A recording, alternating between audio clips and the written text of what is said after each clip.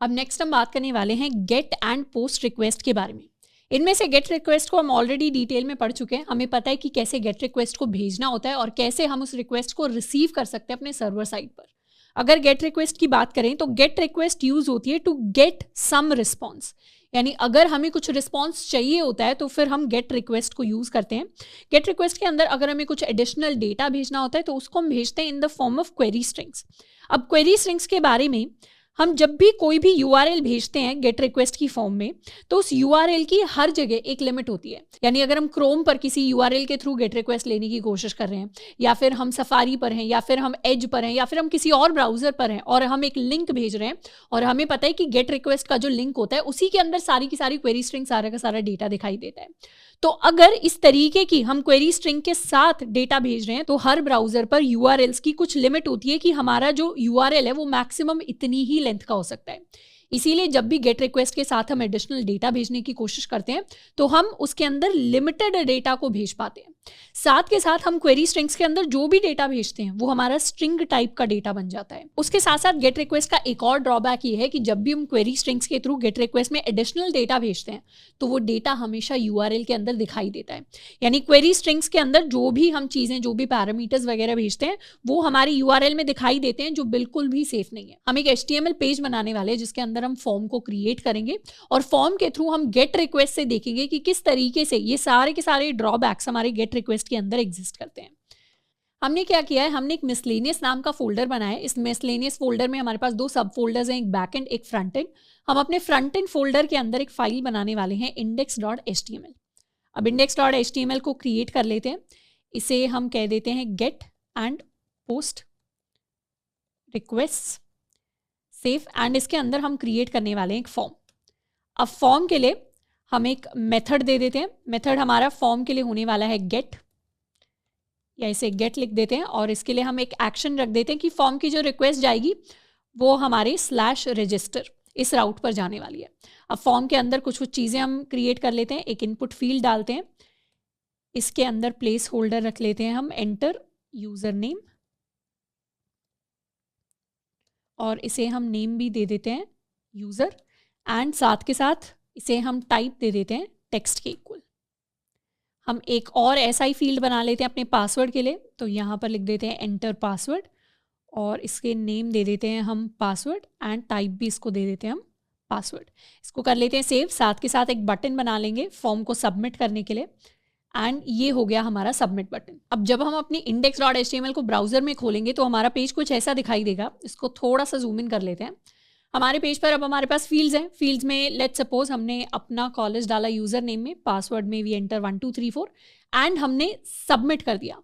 जैसे ही हम सबमिट करेंगे /register के पास रिक्वेस्ट चली जाएगी, एंड ये फाइल प्रोटोकॉल के थ्रू रिक्वेस्ट जा रही है। यानी HTTP प्रोटोकॉल पर अभी हम नहीं है, फाइल प्रोटोकॉल के थ्रू हमारी रिक्वेस्ट जा रही है। रजिस्टर राउट है, एंड क्वेश्चन मार्क के बाद हमारी क्वेरी स्ट्रिंग्स हमें दिखाई दे रही है कि यूजर क्या था, अपना कॉलेज था, पासवर्ड क्या था, 1234 था। तो इस तरीके की सेंसिटिव इन्फॉर्मेशन, कोई यूजर नेम या पासवर्ड जो सबसे ज्यादा सेंसिटिव होता है, अगर हम गेट रिक्वेस्ट के थ्रू भेजते हैं फॉर्म में तो वो सब कुछ भी दिखाई देता है। और एडिशनली अगर हमारा फॉर्म बहुत बड़ा होता है और उसके अंदर काफी सारा डेटा होता है तो वो सारा का सारा डेटा इस URL के अंदर दिखाई देता है। और हर ब्राउजर के पास लिमिट है कि वो कितनी लेंथ का URL एक्सेप्ट कर सकते हैं, और ज्यादा अगर डेटा होगा URL के अंदर तो ब्राउजर हमें अलाउ नहीं करेगा उस URL को यूज करने के लिए। तो ये हमारी एक लिमिट आ जाती है गेट रिक्वेस्ट के साथ, जो पोस्ट रिक्वेस्ट कहीं ना कहीं पूरी कर देता है। अब अगर हम एक और फॉर्म क्रिएट करें, इसे कह देते हैं अपना H3 gate request form, and इसी तरीके से हम एक और फॉर्म बना सकते हैं अपने पोस्ट रिक्वेस्ट के लिए। पोस्ट रिक्वेस्ट के लिए हम फॉर्म को बिल्कुल सेम रख सकते हैं, बस हमें यहाँ पर मेथड में गेट की जगह पोस्ट करना होगा। ये मेथड बेसिकली फॉर्म के अंदर बता रहे कि किस तरीके से रिक्वेस्ट जाएगी जैसे ही हम इस फॉर्म को सबमिट कर रहे होंगे। इसको कर लेते हैं सेव एंड रिफ्रेश किया तो ये हमारा पोस्ट रिक्वेस्ट का फॉर्म हो गया। अब इस फॉर्म के अंदर लेट्स सपोज हमने यूजर नेम के अंदर लिखा अपना कॉलेज एंड पासवर्ड के अंदर लिखा 1234, इसको किया सबमिट। तो अब कहाँ रिक्वेस्ट गई, अब यहाँ पर रिक्वेस्ट गई /register में। पर ऐसा नहीं है रिक्वेस्ट के साथ डेटा नहीं गया, पहले गेट रिक्वेस्ट में जो डेटा था वो URL के अंदर ही दिख जाता था, पर इस बार पोस्ट रिक्वेस्ट में जो डेटा जा रहा है वो URL के अंदर नहीं दिखता, बल्कि वो जो हमारा पूरा का पूरा फॉर्म का डेटा है वो हमारी रिक्वेस्ट की बॉडी के अंदर ही सेंड होता है। तो एक बार बात करते हैं कि पोस्ट रिक्वेस्ट एग्जैक्टली किस लिए होती है। पोस्ट रिक्वेस्ट का अगर हम इसे वर्ब की तरह देखें, पोस्ट का मतलब होता है कुछ भेजना या कुछ सेंड कर देना, वैसे ही पोस्ट रिक्वेस्ट का काम होता है टू पोस्ट समथिंग। यानी लेट्स सपोज अगर हमारे पास बैकएंड के अंदर कोई भी डेटाबेस है, डेटाबेस के अंदर हमारी पूरी की पूरी वेबसाइट का पूरा डेटा स्टोर्ड होगा। अब अगर हमें डेटाबेस के अंदर कोई नई चीज़ क्रिएट करनी है, कोई नई चीज़ लिखनी है या कोई नई चीज़ अपडेट करनी है, तो उन सारे के सारे ऑपरेशंस के लिए हम पोस्ट रिक्वेस्ट को यूज़ करते हैं। यानी गेट रिक्वेस्ट को जनरली हम उन क्वेरीज के लिए यूज़ करते हैं जब हमें कुछ रिस्पॉन्स वापस चाहिए। जैसे अगर मुझे गूगल पे सर्च करना है तो गूगल जो सर्च है वो एक गेट रिक्वेस्ट होगी। पर अगर मुझे गूगल ड्राइव पर कुछ अपलोड करने के लिए रिक्वेस्ट भेजनी है तो मैं क्या कर रही हूँ, वहाँ पर डेटा को अपलोड करने की कोशिश कर रही हूँ, तो मुझे कुछ डेटा सेंड करना पड़ेगा। तो ऐसे कामों के लिए हम पोस्ट रिक्वेस्ट को यूज़ करते हैं। साथ के साथ पोस्ट रिक्वेस्ट के अंदर जो भी डेटा जाता है वो हमारा रिक्वेस्ट बॉडी के थ्रू जा रहा होता है। और जैसे गेट रिक्वेस्ट के अंदर लिमिट होती है कि क्वेरी स्ट्रिंग के अंदर जो हम डेटा भेजते हैं वो हमारा स्ट्रिंग टाइप का डेटा होता है, ऐसी पोस्ट रिक्वेस्ट के ऊपर कोई लिमिट नहीं होती। हमारा मन करे तो पोस्ट रिक्वेस्ट के साथ हम स्ट्रिंग टाइप का डेटा भेज सकते हैं, नहीं तो हम जेसन टाइप का डेटा भी भेज सकते हैं, नहीं तो हम दूसरे फॉर्मेट्स में भी डेटा भेज सकते हैं। तो पोस्ट रिक्वेस्ट के साथ ऑलमोस्ट किसी भी टाइप का डेटा भेजा जा सकता है, जबकि गेट रिक्वेस्ट के अंदर लिमिट होती है। तो जनरली गेट रिक्वेस्ट को हम रिस्पॉन्स गेट करने के लिए यूज करेंगे और पोस्ट रिक्वेस्ट को जब हमें बैकएंड के अंदर कुछ चेंज करना होगा, डिपेंडिंग अपॉन हम अगर साथ में कुछ भेजना चाहते हैं, कुछ पोस्ट करना चाहते हैं, उन सारे कामों के लिए हम पोस्ट रिक्वेस्ट को यूज कर रहे होंगे। अब ये वैसे एक कन्वेंशन है, हम चाहें तो डेटा भेजने के लिए भी गेट रिक्वेस्ट को यूज कर सकते हैं और हम चाहें तो सिर्फ रिस्पॉन्स लेने के लिए भी पोस्ट रिक्वेस्ट को यूज कर सकते हैं। पर जनरली एक अच्छा डेवलपर गेट रिक्वेस्ट को जो उसका काम है उसी के लिए यूज करेगा एंड पोस्ट रिक्वेस्ट को जो उसका काम है उसी के लिए यूज करेगा। तो इसीलिए इनके कुछ कुछ कन्वेंशंस है जिनको हमें फॉलो करना होता है फॉर बेटर डेवलपमेंट प्रैक्टिसेस। अब एक बार हम अपने बैकएंड पर सर्वर क्रिएट करने वाले हैं ताकि इन रिक्वेस्ट के लिए हम रिस्पॉन्सेज को भेज सकें।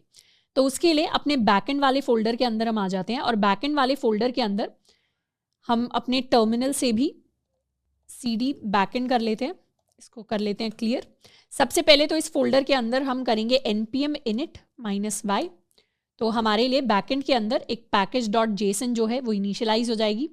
साथ के साथ हम इंस्टॉल करने वाले हैं एक्सप्रेस को, तो npm i express, different packages हमारे लिए इंस्टॉल होकर आ जाएंगे और साथ के साथ क्रिएट कर लेते हैं एक index.js। तो ये हमारी index.js आ गई जिसके अंदर हम अपना सर्वर साइड का कोड लिखेंगे। तो रिक्वायर कर लेते हैं एक्सप्रेस को, const express is equal to require express and साथ के साथ एक ऐप क्रिएट कर लेते हैं इज इक्वल टू एक्सप्रेस। अब ऐप के लिए एक पोर्ट हम क्रिएट कर लेते हैं, let's take it 8080 app.listen at port and हमारा कॉल बैक हो गया जिसमें हम प्रिंट करवा देंगे console.log listening to port।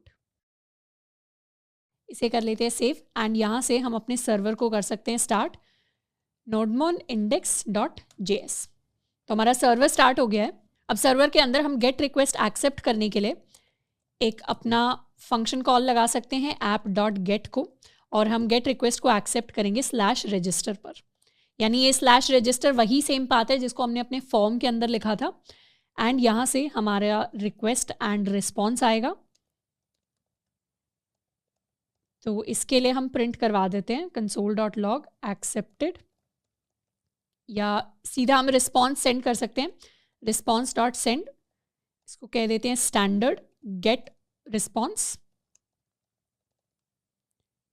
And अपने पोस्ट रिक्वेस्ट को एक्सेप्ट करने के लिए हम सिंपली लिख सकते हैं app.post एंड बाकी सारी चीज़ें हम सेम रखेंगे और इसे कर देते हैं स्टैंडर्ड पोस्ट रिस्पॉन्स। अब हमें पता है पोस्ट रिक्वेस्ट को एक्सेप्ट करने के लिए हम app.post इस मेथड को यूज़ करते हैं। उसके अंदर सिमिलर तरीके से हम अपना राउट डिफाइन करते हैं और अपने कॉल बैक को लिखते हैं। इसको हमने कर लिया है सेव एंड अब एक बार आ जाते हैं अपने हॉपस्कॉच पर और यहाँ से हम रिक्वेस्ट भेजना स्टार्ट करेंगे अपने लोकल होस्ट 8080/register को। सबसे पहले हम गेट रिक्वेस्ट भेज रहे हैं, हमने रिक्वेस्ट सेंड कर दी तो हमें मिल गया स्टैंडर्ड गेट रिस्पॉन्स एंड साथ के साथ हम चाहें तो पोस्ट रिक्वेस्ट सेंड कर सकते हैं, सेंड की तो हमें मिल गया स्टैंडर्ड पोस्ट रिस्पॉन्स। अब पोस्ट रिक्वेस्ट जो होती है उसमें हमारे पास एक बॉडी होती है, बॉडी के अंदर हम काफ़ी सारा डेटा है जिसे सेंड कर सकते हैं। जैसे डेटा को सेंड करने के हमारे अलग अलग तरीके होते हैं। एक तरीका है कि हम जेसन टाइप का डेटा सेंड करें, इस तरीके से लेट्स सपोज हमने नेम के अंदर इस तरीके से कोई भी रैंडम नेम जो है उसे लिखकर भेज दिया। तो ये जो चीज़ है ये हमें रिक्वेस्ट के यूआरएल में तो कभी नहीं दिखाई देगी अगर हम पोस्ट रिक्वेस्ट भेज रहे हैं तो, पर हाँ ये हमारे बैकएंड के सर्वर पर जाकर रिसीव होगी।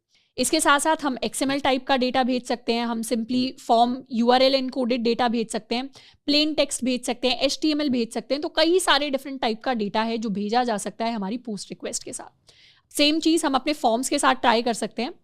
अपने फॉर्म के पास आ जाते हैं, एक बार गेट रिक्वेस्ट भेजते हैं तो यहाँ हम भेज सकते हैं अपना कॉलेज 1 2 3 4। अब सबमिट किया तो अभी भी हमारी रिक्वेस्ट सिर्फ /register पर जा रही है। तो थोड़े से हम चेंजेस कर लेते हैं, अपने फ्रंट एंड के अंदर आ जाते हैं index.html के अंदर, और यहाँ पर /register की जगह अब हम पूरा लिखने वाले हैं कि हमारी रिक्वेस्ट एग्जैक्टली जानी कहाँ पर चाहिए। तो रिक्वेस्ट हम भेजना चाहते हैं HTTP localhost 8080/register, यानी ये वो लिंक है जहां पर हम अपनी रिक्वेस्ट को भेजना चाहते हैं। इसी को कॉपी कर लेते हैं, पोस्ट रिक्वेस्ट में भी हम सेम लिंक को यूज करेंगे एंड इसे सेव कर लेते हैं। अब यहाँ हमें अलग से HTTP इसलिए लिखना पड़ रहा है क्योंकि जनरली जो हमारा फॉर्म है, क्योंकि अभी हमारे सिर्फ लोकल सिस्टम में एग्जिस्ट करता है, तो वो फाइल प्रोटोकॉल को यूज कर रहा है, पर हम चाहते हैं रिक्वेस्ट भेजने के लिए वो HTTP प्रोटोकॉल को यूज करे जिस पर हमारा सर्वर काम कर रहा है। तो दोनों का सेम लेवल पे सेम प्रोटोकॉल को यूज करना जरूरी है। अब index.js के अंदर आ जाते हैं और वापस से अपने फॉर्म के पास आ जाते हैं। यहाँ से 1 2 इसे रिफ्रेश कर लेते हैं, हम लिख देंगे अपना कॉलेज एंड 1 2 3 4। सबमिट किया, गेट रिक्वेस्ट गई, हमारे पास क्या आ गया, स्टैंडर्ड गेट रिस्पॉन्स। उसी तरीके से इसे रिफ्रेश कर लेते हैं, पोस्ट रिक्वेस्ट ट्राई करते हैं, अपना कॉलेज 1 2 3 4। सबमिट किया, हमारे पास आ गया स्टैंडर्ड पोस्ट रिस्पॉन्स। यानी हमारा जो सर्वर है हमारे फ्रंट एंड से HTML से जो रिक्वेस्ट जा रही है उसे तो एक्सेप्ट कर रहा है, रिक्वेस्ट हमारी एक्सेप्ट हो रही है, उस हिसाब से रिस्पॉन्स भी जा रहा है। अब बात करते हैं कि पोस्ट के अंदर हम अपनी रिक्वेस्ट की बॉडी को कैसे एक्सेस कर सकते हैं। यानी जब हम ये फॉर्म का डेटा भेज रहे हैं, अब ये फॉर्म का डेटा गेट रिक्वेस्ट में तो क्वेरी स्ट्रिंग के थ्रू एक्सेप्ट हो जाता है। जैसे यहाँ पर अपनी गेट रिक्वेस्ट के अंदर जाते हैं और यहाँ पर हमें पता है कि हमारे जो फॉर्म का डेटा है वो request.query के अंदर हमारे पास आ रहा होता है। तो इसे हम डीकंस्ट्रक्ट कर सकते हैं in the form of an object. तो लेट इस डेटा से हम अपना यूजर निकाल लेंगे और साथ के साथ पासवर्ड निकाल लेंगे इक्वल टू request.query, और हम रिस्पॉन्स भेज सकते हैं स्टैंडर्ड गेट रिस्पॉन्स और साथ में वेलकम, और हम अपने यूजर का नाम वापस भेज सकते हैं। जो भी हमारा यूजर है उसे वेलकम कर देंगे। इस तरीके का एक रिस्पॉन्स है जो वापस जाएगा हमारी गेट रिक्वेस्ट से। तो गेट रिक्वेस्ट के अंदर हमें पता है क्वेरी स्ट्रिंग से हमारा डेटा आ रहा है, तो request.query करके उस डेटा को हम निकाल सकते हैं और उसी डेटा को हम किसी भी काम के लिए यूज कर सकते हैं। तो हम रिस्पॉन्स के लिए यूज कर रहे हैं। सेव कर लिया, रिफ्रेश कर लिया, गेट रिक्वेस्ट ट्राई करते हैं, अपना कॉलेज लिखा यूजर नेम में, पासवर्ड में हम कुछ भी लिख सकते हैं, सबमिट किया तो यहाँ आ गया स्टैंडर्ड गेट रिस्पॉन्स वेलकम अपना कॉलेज। तो जो डेटा हमने भेजा था वही हमारे काम आया और उसी से हमारे पास एक रिस्पॉन्स आया। अब ये सिमिलर चीज हम पोस्ट रिक्वेस्ट में कैसे करें, क्योंकि पोस्ट रिक्वेस्ट के अंदर हमारे पास जो भी डेटा भेजा जाता है वो क्वेरी स्ट्रिंग के थ्रू तो आता है नहीं, वो रिक्वेस्ट बॉडी के थ्रू जाता है। तो पोस्ट रिक्वेस्ट को हैंडल करने के लिए हम 2 स्टेप्स में इसे हैंडल करते हैं। सबसे पहले तो हम सेटअप करते हैं अपने पोस्ट रिक्वेस्ट का राउट टू गेट सम रिस्पॉन्स, जो हम ऑलरेडी कर चुके हैं, यानी यहाँ पर app.post से हम कुछ स्टैंडर्ड रिस्पॉन्स तो वापस ले ही रहे हैं। दूसरा, हमें पोस्ट रिक्वेस्ट से अपने डेटा को पार्स करना होता है। तो पार्स करने के लिए हमारी जो रिक्वेस्ट ऑब्जेक्ट है उसके अंदर बॉडी नाम की एक प्रॉपर्टी होती है जिसके थ्रू रिक्वेस्ट की बॉडी के अंदर जो भी डेटा होता है उसको हम एक्सेस कर सकते हैं। एक्सेस करने के लिए सबसे पहले क्या करते हैं, इस डेटा को प्रिंट करवाने की कोशिश करते हैं, यानी हम console.log करेंगे request.body को। इसको कर लेते हैं सेव एंड यहाँ से दोबारा एक रिक्वेस्ट भेजते हैं, पोस्ट रिक्वेस्ट, रिफ्रेश कर लेते हैं, अपना कॉलेज 1 2 3 4, सबमिट किया। अभी तो यहाँ पे आया सिर्फ स्टैंडर्ड पोस्ट रिस्पॉन्स, पर हम यहाँ पर सर्वर साइड पे प्रिंट करवाने की कोशिश कर रहे थे request.body, पर यहाँ पर हमारे कंसोल के ऊपर प्रिंट हुआ है अनडिफाइंड। अब हमें पता है request.body के अंदर हमारा पूरा का पूरा रिक्वेस्ट की बॉडी यानी जो भी हमारा फॉर्म का डेटा था वो इसी के अंदर है, पर फिर भी जब हम इसे प्रिंट करवा रहे हैं हमारे पास अनडिफाइंड प्रिंट हो रहा है।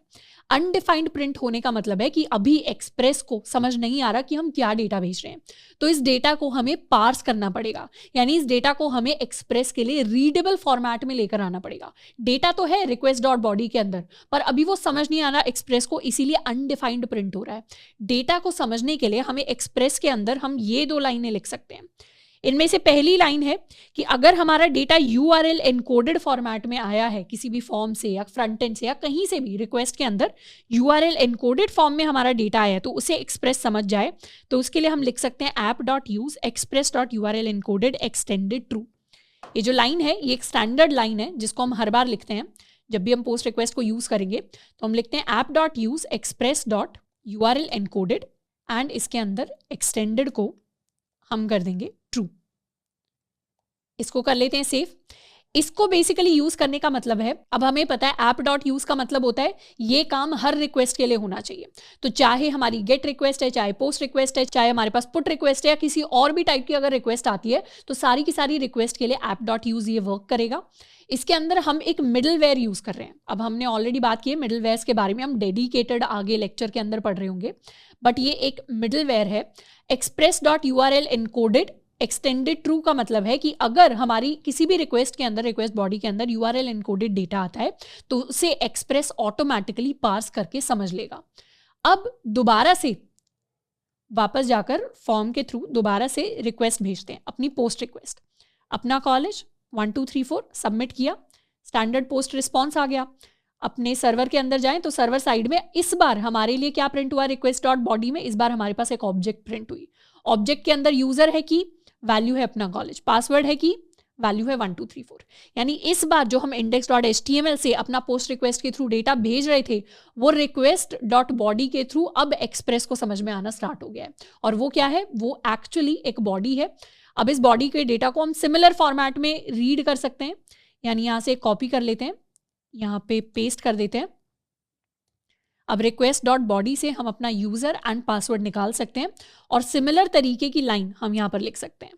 इसको कर लेते हैं सेव एंड इस बार हम अपने डेटा को यूज कर पा रहे हैं अपनी पोस्ट रिक्वेस्ट के अंदर। अब जनरली अभी तो यहाँ पर हम रिस्पॉन्स को सेंड करने के लिए अपने डेटा को यूज कर रहे हैं, बट जनरली क्या होता है बैकएंड में यानी सर्वर साइड में हम अपने डेटा को डेटाबेस के अंदर स्टोर करा रहे होते हैं। पर अभी क्योंकि हमने डेटाबेसेस को पढ़ा नहीं है तो इस डेटा को हम अपने रिस्पॉन्स डॉट सेंड के लिए यूज कर रहे हैं। अब यहाँ पे आके वापस आ जाते हैं पोस्ट रिक्वेस्ट पर, यहाँ लिखते हैं अपना कॉलेज, यहाँ लिखेंगे 1 2 3 4 सबमिट एंड यहाँ अब क्या आ गया, वेलकम अपना कॉलेज।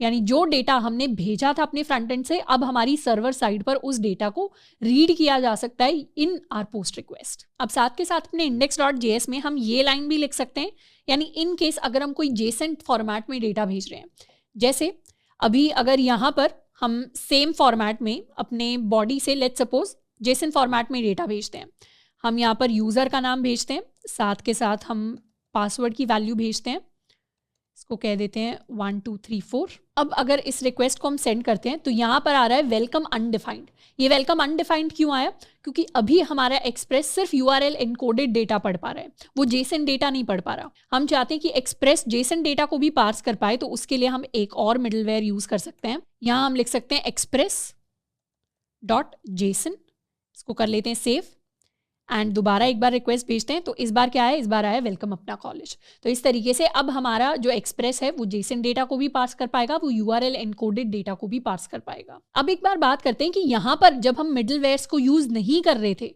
तो हमारे पास रिक्वेस्ट डॉट बॉडी में अनडिफाइंड क्यों प्रिंट हो रहा था, क्योंकि by default request dot body क्या करती है, रिक्वेस्ट डॉट बॉडी को पता होना चाहिए कि किस टाइप का डेटा हमारी रिक्वेस्ट की बॉडी में है। एक्सप्रेस को समझ आना चाहिए कि वो किस तरीके का डेटा पार्स करना चाहते हैं उसे रीड करने के लिए। बाय डिफॉल्ट अगर हम कोई भी मिडलवेयर ऊपर डिफाइन नहीं करते तो हमारा रिक्वेस्ट डॉट बॉडी क्या वैल्यू देता है, वो अनडिफाइंड वैल्यू देता है, यानी वो किसी भी टाइप का डेटा रीड नहीं करता जब तक हम अलग से डिफाइन नहीं करते एक्सप्रेस के अंदर। तो इसीलिए हम उसे रीड नहीं कर पा रहे थे और इसीलिए हमारे पास शुरुआत में अनडिफाइंड प्रिंट हो रहा था। तो ऐसा नहीं है कि अगर हम कुछ भी डिफाइन नहीं करेंगे तो जेसन टाइप का स्टैंडर्ड हमारा डिफॉल्ट फॉर्मेट होता है या URL एनकोडेड या हमारा HTML डिफॉल्ट फॉर्मेट होता है, कुछ डिफॉल्ट नहीं होता हमारे रिक्वेस्ट डॉट बॉडी के अंदर, हमारे पास सिर्फ अनडिफाइंड प्रिंट होकर आएगा। इसीलिए ये लाइंस लिखना ज़रूरी हो जाता है हमारे index.js के अंदर एंड इस तरीके से हम अपनी पोस्ट रिक्वेस्ट को हैंडल करते हैं। नेक्स्ट हम दोबारा से रीविजिट करने वाले हैं जावास्क्रिप्ट को ऊप्स के कॉन्सेप्ट को पढ़ने के लिए। अब ऊप्स हमारा ऑब्जेक्ट ओरिएंटेशन प्रोग्रामिंग सिस्टम्स होता है। ऊप्स को हम वैसे तो अलग अलग लैंग्वेजेस के अंदर पढ़ सकते हैं। अगर आपने ऑलरेडी जावा या C++ जैसी किसी लैंग्वेज के अंदर ऊप्स को पढ़ा हुआ है तो हो सकता है आने वाले सेक्शंस हमें थोड़े से बोरिंग लग सकते हैं। तो क्या करना है, उन्हें 2x पे एक बार देख लेना है ताकि जावास्क्रिप्ट के अंदर भी हमें ऊप्स के कॉन्सेप्ट अच्छे से समझ में आ जाए। अब जो स्टूडेंट्स फर्स्ट टाइम हमारे साथ ऊप्स को पढ़ रहे होंगे उन्हें हो सकता है फर्स्ट टाइम अगर हम थोड़ा सा ऊप्स के कॉन्सेप्ट्स को देखें तो वो थोड़े से ट्रिकी लगे। तो एक बार जब हम पूरे चैप्टर को कंप्लीट कर लेंगे और हमें ओवरऑल पिक्चर मिलेगी तब हमें थोड़ा सा समझ में आएगा कि नहीं ये टॉपिक तो आसान ही था, इतना डिफिकल्ट नहीं है। क्योंकि एक्चुअली ऊप्स उतने डिफिकल्ट नहीं होते ऊप्स के कॉन्सेप्ट, पर बेसिकली हम फर्स्ट टाइम क्लासेस जैसी चीजें, फर्स्ट टाइम कंस्ट्रक्टर जैसी चीजें अगर पढ़ रहे होंगे तो हमें वो काफी नए नए कॉन्सेप्ट्स लगेंगे। तो सबसे पहले बात करते हैं कि ऑब्जेक्ट ओरिएंटेड प्रोग्रामिंग का एक्चुअली मतलब होता क्या है। ऑब्जेक्ट ओरिएंटेड प्रोग्रामिंग के अंदर हम ऑब्जेक्ट्स के बारे में पढ़ रहे होते हैं। हमें ऑलरेडी पता है कि ऑब्जेक्ट्स क्या होती हैं। जावास्क्रिप्ट के अंदर हम ऑब्जेक्ट्स को क्रिएट कैसे करते हैं। तो अभी तक तो हमने समझा है कि अगर हमें इंडिविजुअल ऑब्जेक्ट्स को क्रिएट करना हो तो इंडिविजुअल ऑब्जेक्ट्स को हम कैसे क्रिएट कर सकते हैं। पर कई बार हमारे पास कोड के अंदर ऐसी सिचुएशन आ सकती है जिसमें हमें बार बार सेम तरीके की ऑब्जेक्ट्स को क्रिएट करना पड़ सकता है। जैसे लेट्स सपोज हमारे पास ऐसा कोई कॉन्सेप्ट आता है जिसमें हमारे पास बहुत सारे स्टूडेंट्स का डेटा आने वाला है। अब हर स्टूडेंट के लिए हमें उसका नेम भी स्टोर कराना है, हमें उसकी एज भी स्टोर करानी है, हमें उसके मार्क्स भी स्टोर कराने हैं, हमें उस स्टूडेंट के सब्जेक्ट्स भी स्टोर करवाने हैं, हमें उस स्टूडेंट का एड्रेस भी स्टोर करवाना है।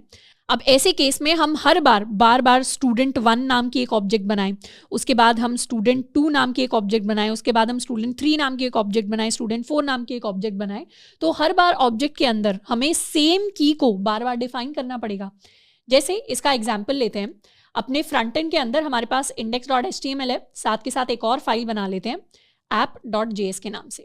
app.js के अंदर हम क्या करेंगे, सबसे पहले हम एक स्टूडेंट 1 नाम से एक ऑब्जेक्ट बना लेते हैं। इस ऑब्जेक्ट के अंदर हमारे पास नेम होगा, नेम को हम कुछ भी रख सकते हैं, साथ में एज होगी, एज को भी हम कुछ भी रख सकते हैं, एंड साथ में हम अपने मार्क्स को स्टोर करवा रहे हैं। लेट्स सपोज हमारे पास ये एक ऑब्जेक्ट है। इसी तरीके की हम एक और ऑब्जेक्ट बनाएंगे स्टूडेंट 2 नाम से, इसके अंदर सिमिलर चीज़ें हम रख सकते हैं। एक और हम ऑब्जेक्ट बनाएंगे स्टूडेंट 3 नाम से, इसको हमने कुछ और नाम दे दिया, इसको कर लेते हैं सेव। तो इस तरीके से जब हम बार बार ऑब्जेक्ट्स बना रहे हैं तो ये जो कीज़ हैं ये बार रिपीट हो रही हैं। अब हमें पता है स्टूडेंट नाम की चाहे हम 1000 ऑब्जेक्ट्स बना दें, उनके अंदर सेम ही कीज़ यूज़ होनी है। उनके अंदर नेम होगा, उनके अंदर एज होगी, उनके अंदर मार्क्स होंगे। तो क्यों ना हम इस तरीके का एक टेम्पलेट बना लें जिसको पता होगा कि स्टूडेंट ऑब्जेक्ट बनेगी तो उसके अंदर ये कीज़ या ये इन्फॉर्मेशन स्टोर होनी चाहिए। इसके साथ साथ अगर स्टूडेंट ऑब्जेक्ट के अंदर अगर हमें कल को कोई फंक्शन डिफाइन करना होगा, जैसे लेट्स सपोज हम कोई फंक्शन डिफाइन करते हैं गेट मार्क्स नाम से, तो गेट मार्क्स के अंदर हम इस तरीके का अगर फंक्शन डिफाइन करते हैं तो ये फंक्शन रिटर्न करता है दिस डॉट मार्क्स को। अब यही सेम फंक्शन हमारी स्टूडेंट 2 के अंदर होना चाहिए, यही सेम फंक्शन हमारे स्टूडेंट 3 के अंदर होना चाहिए। तो इस बार जब हम स्टूडेंट 1, स्टूडेंट 2, स्टूडेंट 3 इन सब के अंदर सेम सा ही फंक्शन डिफाइन करेंगे तो क्या होगा, ये फंक्शन बार मेमोरी के अंदर क्रिएट होगा। स्टूडेंट 1 के लिए भी सेम फंक्शन मेमोरी के अंदर क्रिएट होगा, स्टूडेंट 2 के लिए भी ये फंक्शन अलग से मेमोरी के अंदर क्रिएट होगा, स्टूडेंट 3 के लिए भी अलग से मेमोरी के अंदर क्रिएट होगा। और अगर हमने 1000 स्टूडेंट्स का डेटा स्टोर कराए तो सबके लिए अलग से मेमोरी के अंदर स्टोरेज जाएगी फंक्शन की, जो इनएफिशिएंट तरीका है। तो कोड के अंदर हमने पहले भी बात की कि हमेशा कोशिश करने कि हम चीज़ें रिपीट ना करें। बार ये जो कीज़ रिपीट हो रही हैं, ये जो फंक्शन रिपीट हो रहा है, ये इनएफिशिएंट तरीका है प्रोग्रामिंग करने का जिसको हमें नहीं करना है। तो इसी इनएफिशिएंसी को हटाने के लिए एंड और कई सारी प्रॉब्लम्स होती हैं इस तरीके में, उन प्रॉब्लम्स को हटाने के लिए हमारे पास ऑब्जेक्ट ओरिएंटेड प्रोग्रामिंग का कॉन्सेप्ट आया। अब ऑब्जेक्ट ओरिएंटेड प्रोग्रामिंग को हम बिल्कुल स्क्रैच में समझे, बिल्कुल बहुत ही बेसिक तरीके से समझे तो इसको हम ऐसे समझ सकते हैं कि जैसे कोई फैक्ट्री होती है। लेट्स सपोज हमारे पास कोई कार की फैक्ट्री है। अब कार की फैक्ट्री हमारे लिए कार मैन्युफैक्चर करती है। कार की फैक्ट्रीज हो सकता है दिन के अंदर हजारों कारों को प्रोड्यूस करती हो। अब ऐसा तो है नहीं, हर कार को प्रोड्यूस करने के लिए अलग से पूरी की पूरी कार का डिज़ाइन शुरुआत से बनता है। क्या होता है, कोई कार का डिज़ाइनर होता है, तो डिज़ाइनर पहले से ही हमारी कार के लिए एक जो डिज़ाइन होता है, एक जो लेआउट होता है कि किस तरीके का स्ट्रक्चर होना चाहिए, वो पहले से ही प्रिपेयर कर देता है और उस डिज़ाइन को यूज़ करके बहुत सारी कार्स प्रोड्यूस हो जाती हैं। तो उसी तरीके का कॉन्सेप्ट हम अपनी प्रोग्रामिंग के अंदर लेकर आते हैं। यानी अगर हमें स्टूडेंट नाम की ऑब्जेक्ट बनानी है और हमें पता है स्टूडेंट के अंदर क्या फंक्शन होने चाहिए, क्या एट्रीब्यूट्स होने चाहिए, क्या प्रॉपर्टीज होनी चाहिए, तो हम क्या करेंगे, स्टूडेंट का डिजाइन, यानी स्टूडेंट नाम की ऑब्जेक्ट का इसको डिजाइन कह लेते हैं या इसे ब्लूप्रिंट कह लेते हैं। ब्लूप्रिंट पहले से ही तैयार कर लेंगे कि कुछ ऐसा होना चाहिए, जैसे हम ईजेस के अंदर टेम्पलेट्स तैयार करते थे, और फिर इस ब्लूप्रिंट के हिसाब से हम बहुत सारी स्टूडेंट नाम की ऑब्जेक्ट्स बना सकते हैं। और इन ऑब्जेक्ट्स के अंदर फंक्शंस बार बार क्रिएट नहीं होंगे मेमोरी के अंदर, वो फंक्शंस एक ही बार क्रिएट होंगे इस ब्लूप्रिंट के साथ, एंड उन्हें हर एक ऑब्जेक्ट यूज कर पाएगी। तो इस तरीके का ओवरऑल कॉन्सेप्ट होता है हमारे ऑब्जेक्ट ओरिएंटेड प्रोग्रामिंग का। ऑब्जेक्ट ओरिएंटेड प्रोग्रामिंग को हम एक तरीके से ऐसे समझ सकते हैं कि प्रोग्रामिंग को हम रियल वर्ल्ड के साथ कनेक्ट कर रहे हैं, क्योंकि रियल वर्ल्ड में बहुत नेचुरल सिनेरियो है कि हमारे पास 1000 स्टूडेंट्स होंगे और हमें बहुत सारे स्टूडेंट्स का डेटा स्टोर कराना है, या फिर हमारे पास बहुत सारे एम्प्लॉइज होंगे, हमें बहुत सारे एम्प्लॉइज का डेटा स्टोर कराना है, या फिर हमारे पास कोई बैंक मैनेजमेंट सिस्टम है तो उसके अंदर बहुत सारे अकाउंट्स होंगे, हमें हर अकाउंट का डेटा स्टोर कराना है, तो हर अकाउंट के अंदर अकाउंट नंबर होना चाहिए, अकाउंट का पासवर्ड होना चाहिए, डेबिट कार्ड की इन्फॉर्मेशन होनी चाहिए, क्रेडिट कार्ड की इन्फॉर्मेशन होनी चाहिए। ये सारी की सारी इन्फॉर्मेशन हर अकाउंट में हम अलग से डिफाइन करें, हर अकाउंट में डेबिट का क्रेडिट का अलग से फंक्शन बनाए हर ऑब्जेक्ट के साथ, तो उससे बेटर है हम एक ब्लूप्रिंट टाइप चीज बना ले। अब ये जो ब्लूप्रिंट होता है जिसको हम क्रिएट करते हैं, इसको हम कहते हैं क्लास। तो बेसिकली ऊप्स के अंदर हम क्लासेस समझेंगे और कैसे क्लासेस से ऑब्जेक्ट्स बनती हैं हम उसको समझेंगे। अब ये क्लास का कॉन्सेप्ट कैसे आता है, जैसे हमारे पास रियल लाइफ क्लासेस होती हैं, हम अपनी स्कूल की क्लास इमेजिन कर सकते हैं, हम अपनी कॉलेज की क्लास इमेजिन कर सकते हैं। तो हमारी क्लास के अंदर बहुत सारे स्टूडेंट्स होते हैं, हर स्टूडेंट के पास कुछ सिमिलर टाइप की इन्फॉर्मेशन होती है, जैसे हर स्टूडेंट, किसी भी स्टूडेंट का हम एग्जांपल ले लें, हर स्टूडेंट के पास नेम होगा, हर स्टूडेंट के पास उनकी एज होगी, हर स्टूडेंट के पास कुछ ना कुछ मार्क्स की इन्फॉर्मेशन होगी, हर स्टूडेंट के पास कुछ स्पेसिफिक सब्जेक्ट्स होंगे। तो इस तरीके की इन्फॉर्मेशन इस स्टूडेंट के लिए भी स्टोर होगी, इसके लिए भी, इसके लिए भी, इसके लिए भी, इसके लिए भी। तो हम ऐसा करते हैं कि सारी की सारी चीज़ों को हम एक ही जगह ग्रुप कर देते हैं, एक ही जगह उन्हें कंबाइन कर देते हैं, और कंबाइन उनके लिए एक ब्लूप्रिंट बना लेते हैं कि इस क्लास के अंदर जो भी बच्चा होगा उसके पास ये सारी की सारी इन्फॉर्मेशन होगी। तो यहां से हमारा क्लासेस का कॉन्सेप्ट निकल कर आता है ऊप्स के लिए। तो बेसिकली ऊप्स कोई अलग से टेक्नोलॉजी नहीं है, ऊप्स हम चाहें तो अलग अलग लैंग्वेजेस के अंदर सीख सकते हैं। अब यहां पर हम जावास्क्रिप्ट को यूज करके ऊप्स को थोड़ा सा टच करने वाले हैं, उतना ऊप्स जितना हमारे लिए डेवलपमेंट के लिए जरूरी है। तो ऊप्स का बेसिक काम होता है टू स्ट्रक्चर आवर कोड, यानी हमारा कोड किस तरीके से डिफाइन होना चाहिए।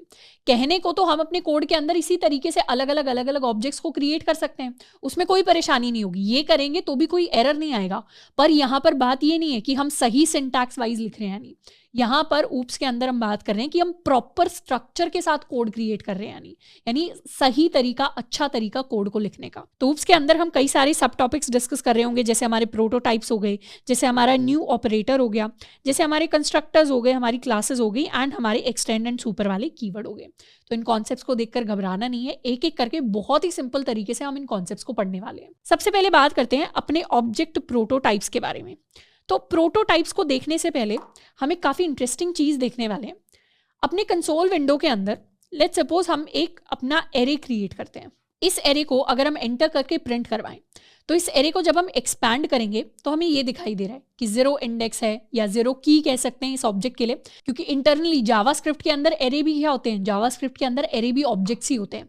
तो ये हमारी एरे ऑब्जेक्ट है जिसके अंदर 0 वाली की पर 1 है, 1 वाली की पर 2 है, 2 वाली की पर 3 है। तो बेसिकली इंडेक्स पर जो वैल्यू है वो दिखा दी, साथ के साथ इसके अंदर एक लेंथ नाम की प्रॉपर्टी है जिसके अंदर 3 स्टोर हुआ है। पर हर बार जब भी हम एरे को प्रिंट करवाते हैं, हमारे पास ये प्रोटोटाइप नाम की एक चीज़ आती है। प्रोटोटाइप के अंदर अगर हम देखें तो प्रोटोटाइप के अंदर हमें कॉनकैट नाम का एक फंक्शन दिखाई देगा। हम और आगे चले जाएं तो हमें इंडेक्स ऑफ नाम का फंक्शन दिखाई देगा, हमें इंक्लूड्स नाम का फंक्शन दिखाई देगा, फॉर ईच नाम का फंक्शन दिखाई देगा, हमें पॉप नाम का फंक्शन दिखाई देगा, हमें पुश नाम का फंक्शन दिखाई देगा। तो ये जो फंक्शंस होते हैं वो हमें एरे के अंदर डायरेक्टली दिखाई नहीं दे रहे ऑब्जेक्ट के अंदर, वो एक प्रोटोटाइप नाम की चीज़ है, उसके अंदर सारे के सारे फंक्शंस हमें दिखाई दे रहे हैं। अब ये प्रोटोटाइप क्या होता है?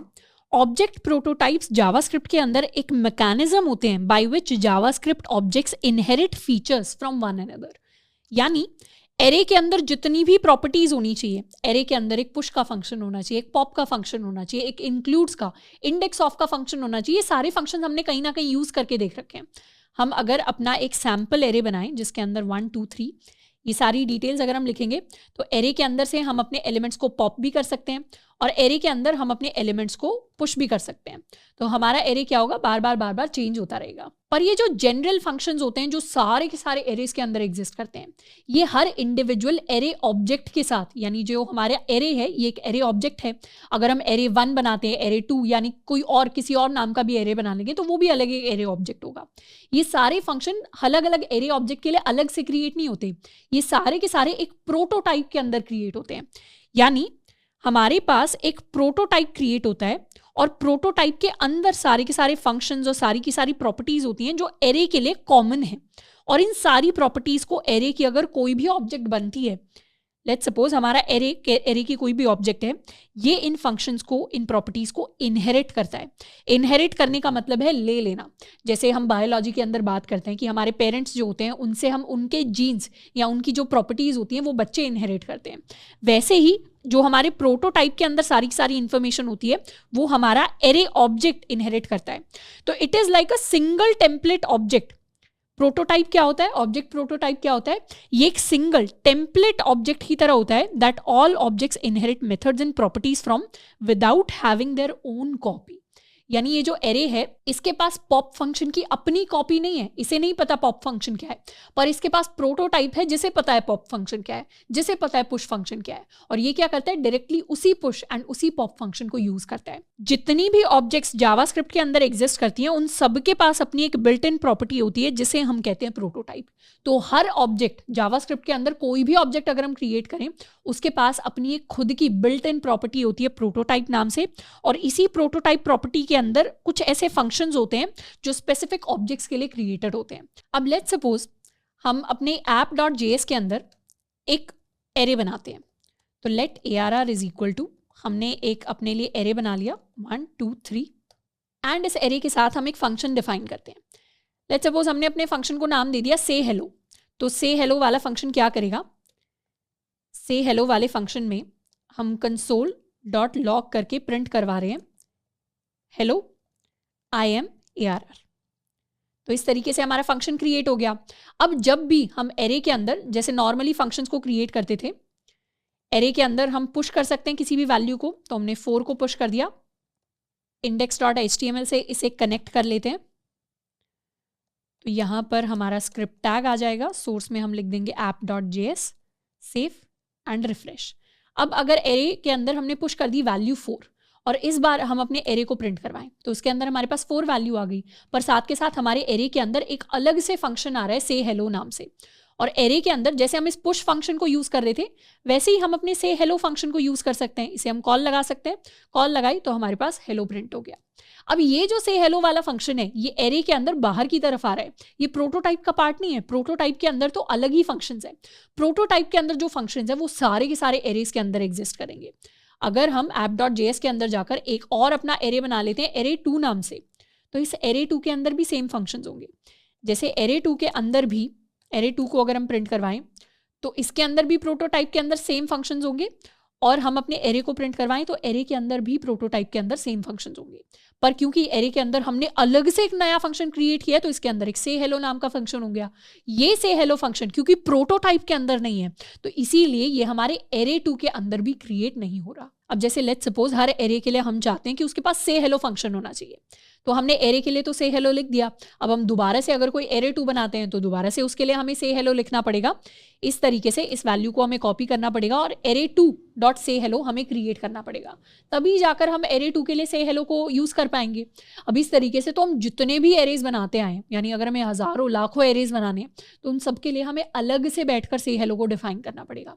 ये काफी इनएफिशिएंट तरीका है अगर हम कुछ ऐसी बेसिक प्रॉपर्टीज की बात कर रहे हैं जो एरेज के पास होनी ही होनी चाहिए, जैसे पुश करने का, पॉप करने का, इंक्लूड्स या इंडेक्स ऑफ, इस तरीके के अगर हमारे पास फंक्शन होने चाहिए जो हर एक एरे के लिए एक्सेसिबल होनी चाहिए, तो इनको अलग अलग तरीके से अलग अलग बार अपने एरेज के साथ डिफाइन करने से बेटर है कि हम इन्हें एक सिंगल जगह डिफाइन कर दें और फिर ये जितने भी एरे के ऑब्जेक्ट्स बने उन सबके पास चले जाएं। तो वो सिंगल जगह जो होती है इन फंक्शंस को डिफाइन करने की वही प्रोटोटाइप होती है। तो जो फंक्शन सारे के सारे एरेज के साथ होने चाहिए उन्हें हम एरे प्रोटोटाइप में डिफाइन कर देते हैं। जो फंक्शन सारी की सारी स्ट्रिंग्स के पास होने चाहिए उन्हें हम स्ट्रिंग प्रोटोटाइप के साथ डिफाइन कर देते हैं। तो ये हमारा बेसिक काम होता है प्रोटोटाइप्स का। अब प्रोटोटाइप्स को हम एक्सेस भी कर सकते हैं। प्रोटोटाइप्स को एक्सेस करने के लिए या तो अगर किसी स्पेसिफिक ऑब्जेक्ट के लिए, जैसे अगर हमारे पास कोई एरे है उसके लिए अगर हम अपनी प्रोटोटाइप प्रॉपर्टी को एक्सेस करें तो हम लिख सकते हैं dot underscore underscore proto and दोबारा से अंडरस्कोर अंडरस्कोर। तो ये क्या करेगा, प्रोटो जो हमारी प्रोटोटाइप एक ऑब्जेक्ट होती है, जो हमारा ऑब्जेक्ट प्रोटोटाइप होता है उसका हर एक एरे के अंदर एक रेफरेंस बनता है। रेफरेंस यानी जो उस एक्चुअल प्रोटोटाइप ऑब्जेक्ट को पॉइंट कर रहा है। इसको हम ऐसे इमेजिन कर सकते हैं कि हमारे पास एक ऑब्जेक्ट क्रिएट हुई प्रोटोटाइप के नाम से। इस प्रोटोटाइप ऑब्जेक्ट के अंदर हमारे पास कुछ मेथड्स हैं और कुछ प्रॉपर्टीज हैं। अब जब हम अपना कोई भी एरे बनाएंगे तो एरे के अंदर एक डॉट प्रोटो नाम से अलग प्रॉपर्टी होगी, जो प्रॉपर्टी इसकी तरफ पॉइंट कर रही है यानी इसे रेफर कर रही है, रेफरेंस कर रही है। तो हम प्रिंट करवा सकते हैं, इसे क्लियर कर लेते हैं। हम अपने एरे के लिए प्रिंट करवा सकते हैं underscore underscore proto underscore underscore. तो ये क्या आ गई, हमारे पास हमारी जो प्रोटो प्रॉपर्टी है जिसके अंदर सारे के सारे एरे रिलेटेड फंक्शंस हैं, ये हमारे लिए प्रिंट होकर आ जाएंगे। अब लेट्स सपोज कल को हमें पुश फंक्शन की डेफिनेशन चेंज करनी है, तो सिंपली हम लिख सकते हैं कि हमारे एरे के लिए पुश फंक्शन की क्या डेफिनेशन होनी चाहिए, underscore underscore dot push is equal to, push के अंदर कोई नंबर आएगा n, एंड इसके लिए हम कंसोल डॉट लॉग करवाना चाह रहे हैं पुशिंग नंबर n। तो ये हमारी हमने पुश के लिए डेफिनेशन चेंज कर दी। और कल को अगर हम एरे डॉट पुश के अंदर 3 वैल्यू को पुश करने की कोशिश करेंगे तो उस केस में हमारे पास प्रिंट होकर आएगा पुशिंग नंबर 3, यानी जो हमने नया फंक्शन पुश के नाम से डिफाइन किया था अब हमारी एरे डॉट पुश की डेफिनेशन ही चेंज हो गई। और एरे को अगर हम प्रिंट करवाएं तो उसके अंदर प्रिंट होकर आ रहा है 1 2 3, यानी एक्चुअल जो प्रोटोटाइप का पुश फंक्शन था वो तो ऐड कर देता वैल्यू, पर ये वाला फंक्शन वैल्यू ऐड नहीं करता, सिर्फ वैल्यू को पुश कर रहे हैं, ये प्रिंट करवा देता है।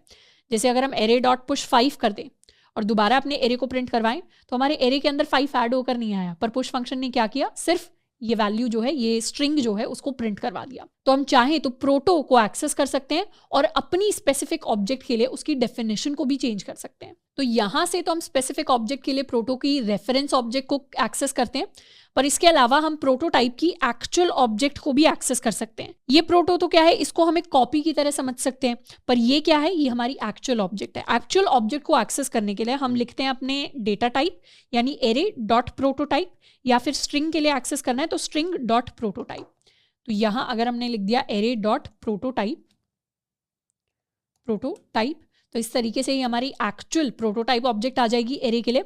और हम स्ट्रिंग का प्रोटोटाइप चेक करना चाहते हैं तो ये हमारे स्ट्रिंग के लिए प्रोटोटाइप ऑब्जेक्ट आ जाएगी, जिसके अंदर स्ट्रिंग रिलेटेड सारे के सारे मेथड्स हैं।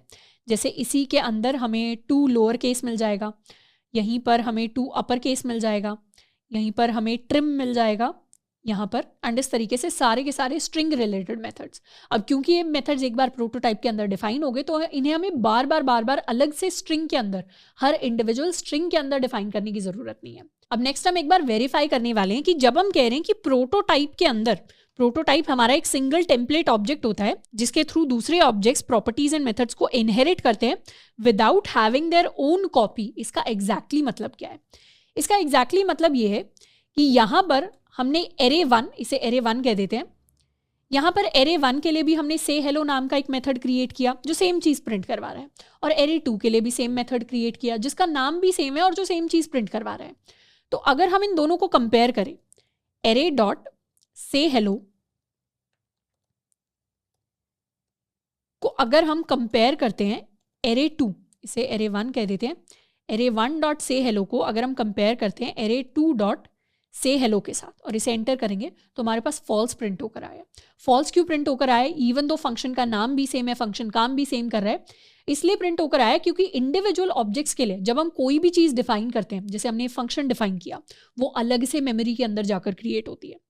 मतलब हमारी मेमोरी के अंदर, हमारी जावास्क्रिप्ट के कोड ने जो मेमोरी ली होगी कंप्यूटर के अंदर, उसके अंदर हमारा एक एरे 1 क्रिएट हुआ होगा, दूसरा मेमोरी के अंदर हमारा एक एरे 2 क्रिएट हुआ होगा।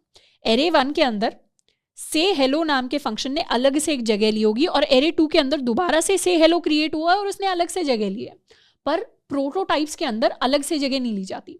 ये तो क्या हुआ, एरे 1 ने भी से हेलो की अपनी कॉपी बनाई, एरे 2 ने भी से हेलो की अपनी कॉपी बनाई, पर प्रोटोटाइप्स को यूज करके ऑब्जेक्ट्स अपनी खुद की कॉपीज नहीं बनाते।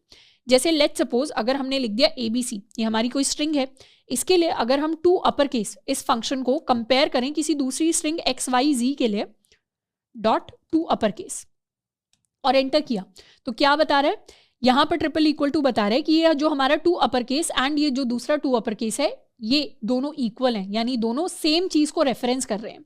ये दोनों सेम नहीं थे, पर क्योंकि ये प्रोटोटाइप का पार्ट है तो ये दोनों सेम है, यानी XYZ वाली जो स्ट्रिंग है और ABC वाली जो स्ट्रिंग है दोनों के पास अपनी इंडिविजुअल कॉपी नहीं है, दोनों सेम ही टू अपर केस फंक्शन को यूज करते हैं। तो इस केस में क्या हो रहा है, जैसे फर्स्ट केस में तो array1 array2 अलग से मेमोरी के अंदर क्रिएट होके अलग से अपनी कॉपी बना रहे थे, पर जब भी प्रोटोटाइप यूज हो रहा है तो प्रोटोटाइप के केस में यहाँ पर हमारी ABC स्ट्रिंग है, यहाँ पर हमारी XYZ स्ट्रिंग है, तो दोनों ही प्रोटोटाइप जो मेमोरी लेता है और प्रोटोटाइप के अंदर जो हमारा टू अपर केस वाला फंक्शन है दोनों इसी टू अपर केस को रेफर कर रहे हैं, यानी जो हमारा रेफरेंस पॉइंट है दोनों सेम फंक्शन को सेम जगह को यूज कर रहे हैं। तो इससे क्या हुआ, प्रोटोटाइप ने मेमोरी बचा ली एंड ऑब्जेक्ट को अपनी खुद की कॉपी नहीं बनानी पड़ी। तो ये एक बेटर और एफिशिएंट तरीका है जिससे हमारी ऑब्जेक्ट्स क्रिएट हुई हैं, जिससे हमारे एरेज या हमारे स्ट्रिंग्स के मेथड्स और डिफरेंट प्रॉपर्टीज डिफाइन हुई हैं जावास्क्रिप्ट के अंदर। तो यहाँ से हमारे ऑब्जेक्ट ओरिएंटेशन की थोड़ी थोड़ी हम शुरुआत कर रहे हैं। ऑब्जेक्ट प्रोटोटाइप्स के बारे में जानना जरूरी है before we start creating our own objects and our own classes. तो आई होप ये यहाँ से ऑब्जेक्ट प्रोटोटाइप का जो कॉन्सेप्ट है थोड़ा सा क्लियर हुआ होगा। बेसिकली ये हमारी एक टेम्पलेट ऑब्जेक्ट होती है जिसके अंदर हमारे मेथड्स एंड प्रॉपर्टीज स्टोर्ड होते हैं, जिन्हें दूसरी ऑब्जेक्ट्स ऑफ सेम टाइप, जैसे एरेज का अलग प्रोटोटाइप है, स्ट्रिंग का अलग प्रोटोटाइप है, प्रोटोटाइप के अंदर कुछ चीजें स्टोर्ड हैं जिनको सारे के सारे एरेज और स्ट्रिंग वाले प्रोटोटाइप को सारे की सारी स्ट्रिंग्स यूज कर सकते हैं और उन्हें खुद की कॉपी बनाने की जरूरत नहीं है। नेक्स्ट हम बात करने वाले हैं फैक्ट्री फंक्शंस के बारे में। फैक्ट्री फंक्शंस हमारे नॉर्मल फंक्शंस ही होते हैं, पर इन फंक्शंस को हम यूज करते हैं ऑब्जेक्ट्स को क्रिएट करने के लिए। अब एज सच फैक्ट्री फंक्शंस को हम इतना ज्यादा यूज नहीं करते, पर एक फैक्ट्री फंक्शन को हम एक बार लिखकर देखेंगे ताकि हम समझ पाएं कि फैक्ट्री फंक्शन की डिसएडवांटेज क्या होती है और हमें क्लासेस एंड कंस्ट्रक्टर्स की एक्चुअली जरूरत क्यों पड़ती है। तो फैक्ट्री फंक्शंस को हम समझ सकते हैं कि एक ऑब्जेक्ट को बनाने के लिए कोई भी फंक्शन है। हम एक नॉर्मल फंक्शन बना लेते हैं, इस नॉर्मल फंक्शन को हम नाम देते हैं पर्सन मेकर, यानी ये नाम से क्लियर हो रहा है ये फंक्शन क्या करेगा, पर्सन बनाएगा, यानी पर्सन नाम की ऑब्जेक्ट्स को बनाएगा। अब लेट्स सपोज पर्सन है हमारा, कोई भी पर्सन है, पर्सन यानी व्यक्ति। हर व्यक्ति के पास दो इन्फॉर्मेशन तो होगी, एक उसका कुछ नाम होगा एंड एक उसकी कुछ एज होगी। तो हर जो भी पर्सन नाम की ऑब्जेक्ट होगी उसके पास अपना नेम एंड एज दोनों चीजें होनी चाहिए। तो फंक्शन पर्सन मेकर क्या करता है, ये दो वेरिएबल्स लेता है नेम एंड एज और इन दोनों के बेसिस पर एक ऑब्जेक्ट बनाता है। उस ऑब्जेक्ट को नाम हम दे सकते हैं कांस्टेंट पर्सन एंड इस पर्सन ऑब्जेक्ट के अंदर हम नेम की रख लेते हैं, इसी को हम वैल्यू रखेंगे, एज की रख लेते हैं और इसी को हम वैल्यू रखेंगे और लास्ट में ये फंक्शन रिटर्न कर देता है हमारे पर्सन को। साथ के साथ लेट्स सपोज हर एक पर्सन के पास अपना एक फंक्शन है कि हर पर्सन बात कर सकता है, दे कैन ऑल टॉक, और टॉक फंक्शन के अंदर हम कुछ प्रिंट करवा सकते हैं। तो हर पर्सन जो ऑब्जेक्ट है उसके पास अपना एक टॉक नाम का मेथड है जिसके अंदर हम प्रिंट करवा सकते हैं बेसिकली, या यहाँ पर इसे सिंपली क्रिएट कर लेते हैं, जिसके अंदर हम console.log करवाते हैं high my name is, and यहाँ से रेफर कर लेंगे हम दिस डॉट नेम को, इसको कर लेते हैं सेव। तो ये हमारा पर्सन नाम की ऑब्जेक्ट हो गई और ये पर्सन मेकर फंक्शन क्या कर रहा है, ये हमारे इस पर्सन नाम के ऑब्जेक्ट को रिटर्न कर रहा है। अब क्योंकि ये पर्सन को मेक कर रहा है, जहां भी चीजें बनती हैं उसे हम फैक्ट्री कह देते हैं, तो इसीलिए इस फंक्शन को हम एक फैक्ट्री फंक्शन कह सकते हैं। एज सच फैक्ट्री फंक्शन हम यूज नहीं करते, बस ऐसे ही हमने एक नाम दे दिया है। एज सच कुछ ऐसे अलग से खास प्रॉपर्टी नहीं होती फैक्ट्री फंक्शंस की। तो ये हमारा फैक्ट्री फंक्शन बन गया। इससे अगर हमें पर्सन अब क्रिएट करने हैं तो लेट P1 हमारा पर्सन 1, इसको हम क्रिएट कर सकते हैं, इज इक्वल टू हम अपना पर्सन मेकर फंक्शन कॉल करेंगे, अपना पर्सन मेकर फंक्शन हम कॉल करेंगे और इसके अंदर हम कुछ भी नाम पास कर देंगे, साथ में हम एज पास कर सकते हैं। तो हमारा पर्सन 1 क्रिएट हो गया। अब हम चाहें तो पर्सन 1 को प्रिंट करवा सकते हैं। पर्सन 1 के अंदर क्या है, उसकी अपनी एज है, उसका अपना नेम है एंड साथ के साथ हर पर्सन के पास उसका अपना टॉक फंक्शन है। हम चाहें तो P1 को कह सकते हैं टॉक, तो P1 क्या करेगा, टॉक करेगा और बता देगा हमें अपना नेम। उसी तरीके से हम एक पर्सन 2 भी क्रिएट कर सकते हैं। पर्सन 2 को क्रिएट करने के लिए हम एक दूसरा नाम दे सकते हैं, एंटर किया, और P2 को हम प्रिंट करवा सकते हैं और P2 के लिए भी हम कॉल कर सकते हैं टॉक को। तो hi my name is Eve. तो इस तरीके से हमने एक बेटर तरीका बना लिया बहुत सारे पर्सन्स को क्रिएट करने का। जैसे पहले हमने बात की थी कि लेट्स सपोज हमारे पास 1000 स्टूडेंट्स का डेटा हमें स्टोर करवाना है, तो उसके लिए हमें 1000 स्टूडेंट नाम की ऑब्जेक्ट क्रिएट करनी पड़ेंगी। अब बार बार उन स्टूडेंट नाम की ऑब्जेक्ट में हम सेम फंक्शन लिखें, हम सेम प्रॉपर्टीज लिखें, तो वो इनएफिशिएंट तरीका होगा। हमें तो एक सिंगल जगह चाहिए कि एक ही बार हम बता दें कि हमारी स्टूडेंट ऑब्जेक्ट ऐसी दिखती है और जितनी मर्जी चाहे हम स्टूडेंट ऑब्जेक्ट क्रिएट कर लें। वैसा ही कुछ हमने यहाँ पे क्रिएट करने की कोशिश की है कि लेट्स सपोज हमें 1000 लोगों का डेटा स्टोर कराना है, तो हमें पता है 1000 लोगों के लिए हमें उनका नाम और एज स्टोर करवानी है, साथ के साथ उनके पास एक टॉक नाम का फंक्शन होना चाहिए। अब बार बार हम लिखें const p1 is equal to name age function, const p2 is equal to name age function, const p3 is equal to name age function. उससे बेटर तरीका है कि एक अपना हम फैक्ट्री फंक्शन बना ले और फैक्ट्री फंक्शन से हम अपनी ऑब्जेक्ट को रिटर्न कर दें। अब हमें बार बार नेम एज टॉक फंक्शन ये सब डिफाइन करने की ज़रूरत नहीं है, हमें सिंपली ये सिंगल लाइन लिखने की ज़रूरत है। इस लाइन को चाहें तो यहाँ भी कॉपी कर सकते हैं। इस तरीके की हमें एक सिंगल लाइन लिखने की ज़रूरत है जिससे हम जितने मर्जी चाहें उतने ऑब्जेक्ट्स क्रिएट कर सकते हैं। हम चाहें तो लूप में भी ऑब्जेक्ट्स को क्रिएट कर सकते हैं।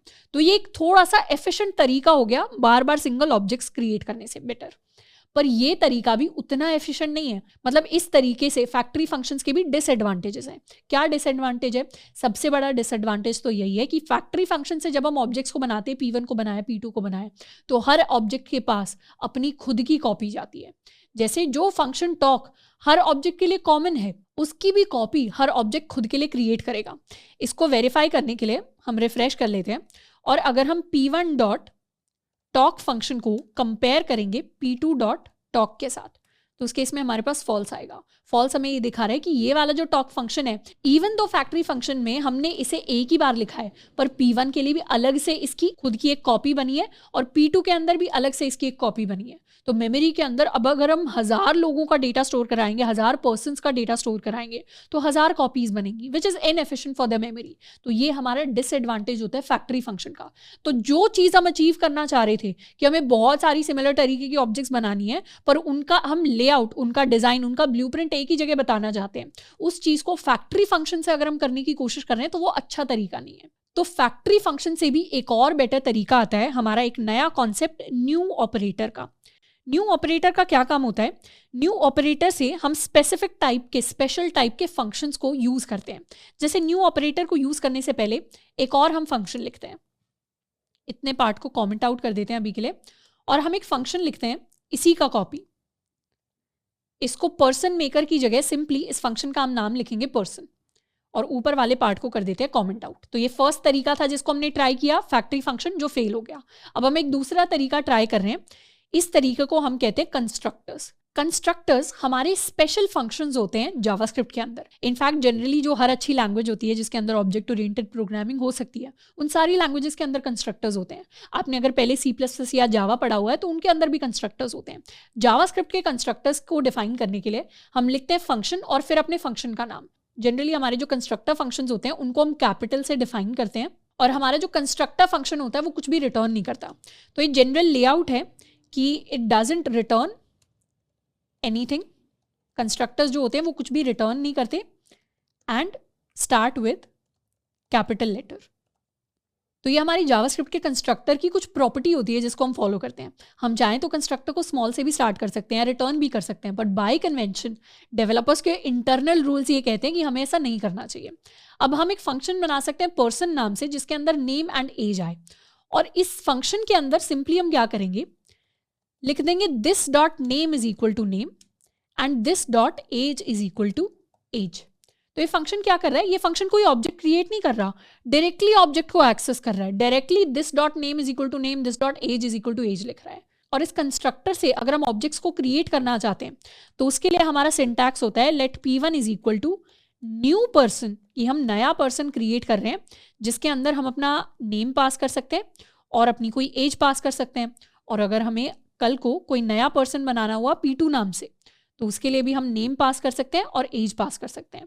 तो अब हमारे लिए दो नई ऑब्जेक्ट्स बन गई P1 एंड P2 नाम से, और इसने वही सेम काम किया जो क्या करता है, जो हमारे लिए हमारा फैक्ट्री फंक्शन कर रहा था, बट फैक्ट्री फंक्शन से बेटर किया। बेटर कैसे किया? बेटर ये किया कि इस बार पर्सन के अंदर अगर हम कोई फंक्शन डिफाइन करते हैं तो वो P1 एंड P2 के अंदर अलग से अलग अलग कॉपी नहीं बनेगी, वो सेम कॉपी को ही रेफर करेंगे। तो ये तो हो गया हमारा कंस्ट्रक्टर और ये हो गया हमारा न्यू कीवर्ड। अब बात करते हैं इनका एक्चुअली मतलब क्या है। न्यू ऑपरेटर या ये जो न्यू कीवर्ड है ये हमारा न्यू ऑपरेटर भी है। New operator lets developers create an instance of a user-defined object type or of one of the built-in object types that have a constructor function. यानी हमारे पास अगर हम कोई ऑब्जेक्ट क्रिएट करना चाहते हैं और उस ऑब्जेक्ट को क्रिएट करने के लिए हमने ऑलरेडी एक कंस्ट्रक्टर बनाया हुआ है। जैसे हम एक पर्सन ऑब्जेक्ट को क्रिएट करना चाहते हैं, जिसको क्रिएट करने के लिए हमने ऑलरेडी एक कंस्ट्रक्टर बना दिया जो पर्सन ऑब्जेक्ट को क्रिएट करता है। ये सिंटैक्स है कंस्ट्रक्टर का।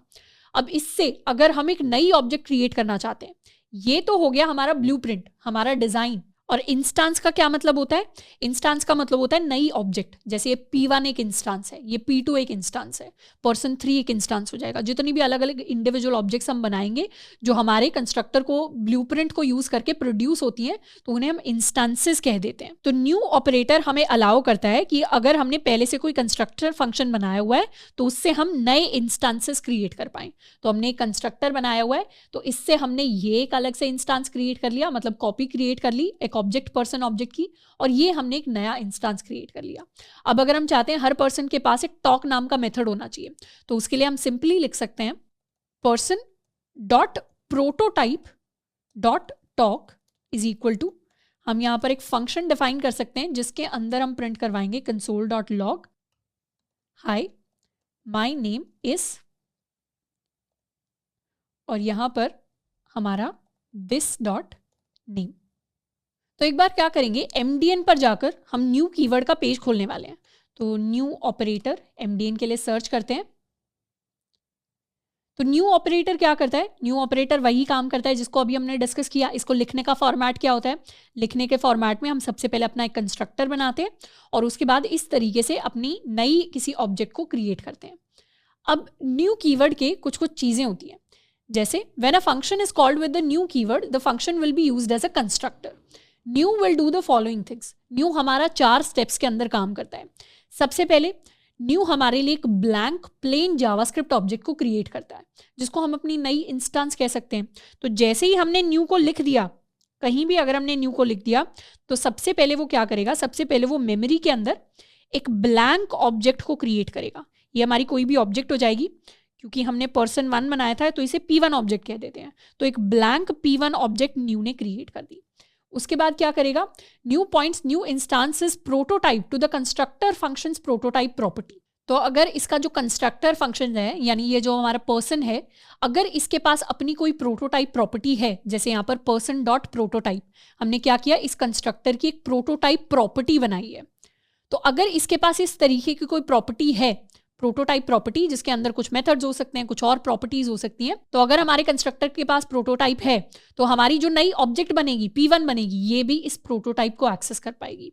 यानी यहां पर P1 के अंदर जो प्रोटोटाइप बनेगा वो क्या होगा?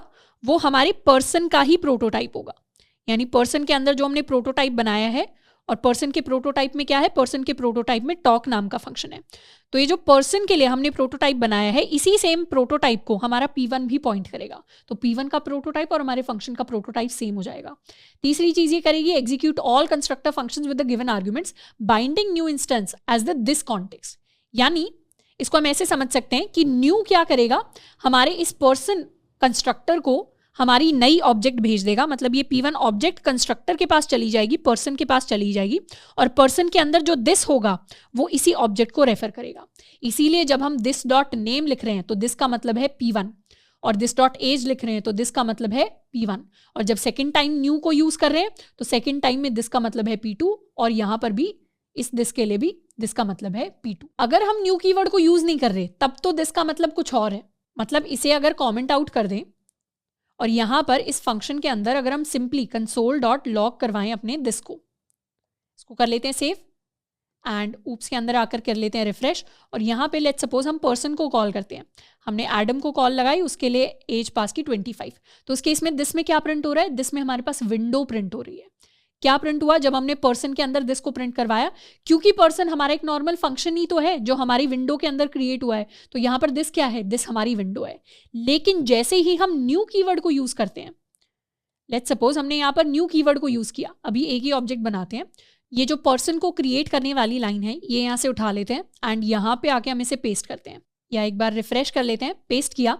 इस लाइन को जैसे ही हम पेस्ट करेंगे तो न्यू कीवर्ड क्या करेगा? न्यू कीवर्ड पर्सन को कॉल लगाएगा, पर्सन के अंदर अपना P1 खाली ऑब्जेक्ट पास करेगा और पर्सन उस ऑब्जेक्ट को रेफर करेगा।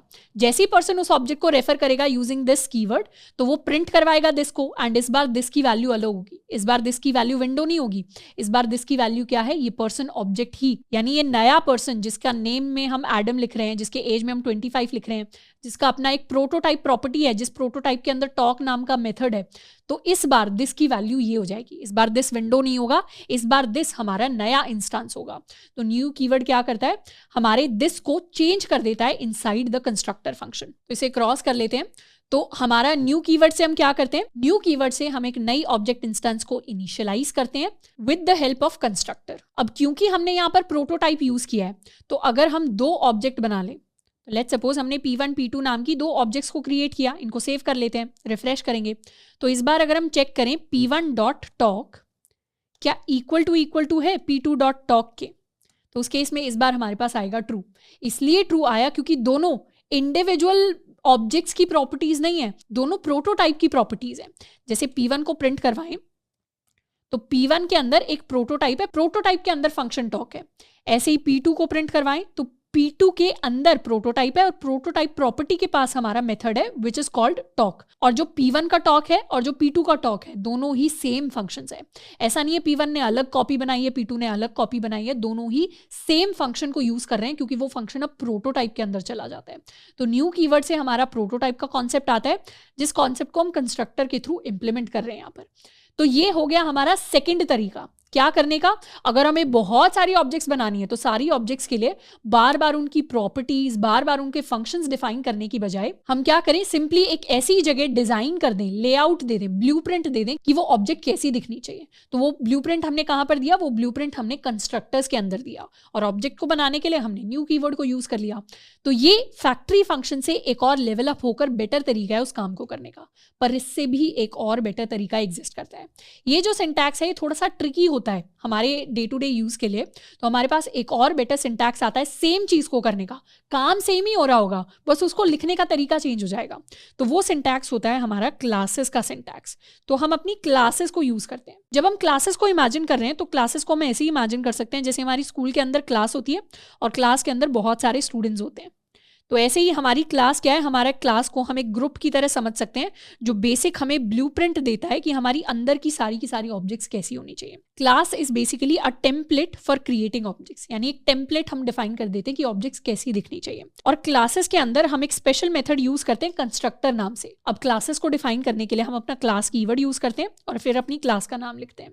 जैसे हमारे कंस्ट्रक्टर को हम हमेशा कैपिटल से स्टार्ट करते हैं, वैसे ही बाय कन्वेंशन हम अपनी क्लासेस को भी कैपिटल लेटर से स्टार्ट करते हैं और हर क्लास के अंदर हम एक कंस्ट्रक्टर डिफाइन कर सकते हैं। अब यहाँ पर अपने कंस्ट्रक्टर को डिफाइन करने के लिए हम अपने कंस्ट्रक्टर कीवर्ड को यूज करेंगे, लेकिन हमारी जो इंटरनल इंप्लीमेंटेशन है, इंटरनली जावास्क्रिप्ट के अंदर कंस्ट्रक्टर जो इंप्लीमेंट हुआ है वो ऐसे ही इंप्लीमेंट हुआ है जैसे हमने इस कंस्ट्रक्टर को लिखा है। बट क्लासेस के अंदर एक और बेटर तरीका होता है कंस्ट्रक्टर को लिखने का, कंस्ट्रक्टर कीवर्ड, जिससे हमें क्लियर पता चल जाता है कि ये नॉर्मल फंक्शन नहीं है, ये हमारा कंस्ट्रक्टर है। कंस्ट्रक्टर के अंदर हम कुछ वैल्यूज पास करते हैं और फिर वो वैल्यूज हमारी ऑब्जेक्ट इंस्टेंस को असाइन कर देता है। साथ के साथ क्लासेस के अंदर ही हम अपने फंक्शन को डिफाइन कर पाते हैं, यानी हमें अलग से constructor dot prototype dot function हमें अलग से बाहर लिखना पड़ रहा था। जैसे कंस्ट्रक्टर के अंदर सिर्फ प्रॉपर्टीज थी और बाहर फंक्शन थे, पर इस बार क्लासेस के अंदर ही प्रॉपर्टीज आ जाती हैं इस तरीके से, एंड क्लासेस के अंदर ही हमारे सारे के सारे फंक्शंस आ जाते हैं और क्लासेस की ऑब्जेक्ट्स को क्रिएट करने का तरीका हमारे पास सेम होता है। तो constructor method is a special method of a class for creating and initialising an object instance of that same class. यानी सेम क्लास के लिए अगर हम किसी नई ऑब्जेक्ट को क्रिएट करना चाहते हैं और इनिशियलाइज करना चाहते हैं, मतलब उसे कुछ स्टार्टिंग वैल्यूज देना चाहते हैं, तो उसके लिए हम स्पेशल मेथड कंस्ट्रक्टर मेथड को यूज करते हैं। तो एक बार अपनी क्लास को क्रिएट करते हैं to achieve the same thing. Class को क्रिएट करने के लिए हमें लिखना पड़ेगा class person, and class person के अंदर हम सबसे पहले तो अपना कंस्ट्रक्टर बना सकते हैं। कंस्ट्रक्टर के अंदर नेम लेंगे, एज लेंगे, एंड इसके अंदर लिख सकते हैं this dot name is equal to name and this dot age is equal to age. साथ के साथ हम अपना कोई टॉक नाम का मेथड बना सकते हैं जिसे डायरेक्टली इंप्लीमेंट कर सकते हैं। टॉक के अंदर हम कंसोल डॉट लॉग करवा देंगे हमारी सेम लाइन को, कॉपी पेस्ट सेव। तो ये हमारी एक क्लास बन गई एंड इस क्लास की हम सारी की सारी ऑब्जेक्ट्स को क्रिएट कर रहे हैं। कैसे करते हैं क्लास की ऑब्जेक्ट्स को create? Using the new operator. New operator से पर्सन क्लास की एक ऑब्जेक्ट क्रिएट हो जाएगी जिसमें इनिशियलाइज क्या कर रहे हैं वैल्यूज को, एडम नाम एंड इसकी एज पास कर रहे हैं, ईव नाम एंड इसकी एज पास कर रहे हैं। ये दोनों वैल्यूज कंस्ट्रक्टर के पास जाती है। कंस्ट्रक्टर क्या करता है? खाली ऑब्जेक्ट बनाता है, उसके अंदर वैल्यूज को इनिशियलाइज करता है। तो कंस्ट्रक्टर का काम इंटरनली क्लास की हर एक ऑब्जेक्ट इंस्टेंस को क्रिएट करने का होता है। अब इसे करेंगे रिफ्रेश, अपने P1 को प्रिंट करवाएंगे तो ये हमारा P1 हो गया। P1 के अंदर एज हो गया, नेम हो गया और ऑटोमेटिकली, यानी अब हमें अलग से प्रोटोटाइप लिखने की जरूरत नहीं है, ऑटोमेटिकली क्लास के अंदर हमारा प्रोटोटाइप क्रिएट होगा और प्रोटोटाइप के अंदर ही हमारे सारे फंक्शंस जा रहे होंगे, जैसे हमारा टॉक फंक्शन। ऐसे ही अगर हम P2 की बात करें तो P2 के अंदर हमारी अलग से प्रॉपर्टीज होंगी और प्रोटोटाइप के अंदर हमारे फंक्शंस जा रहे होंगे, मेथड्स जा रहे होंगे। हम चाहें तो कंपेयर भी कर सकते हैं P1.talk triple equal to P2.talk।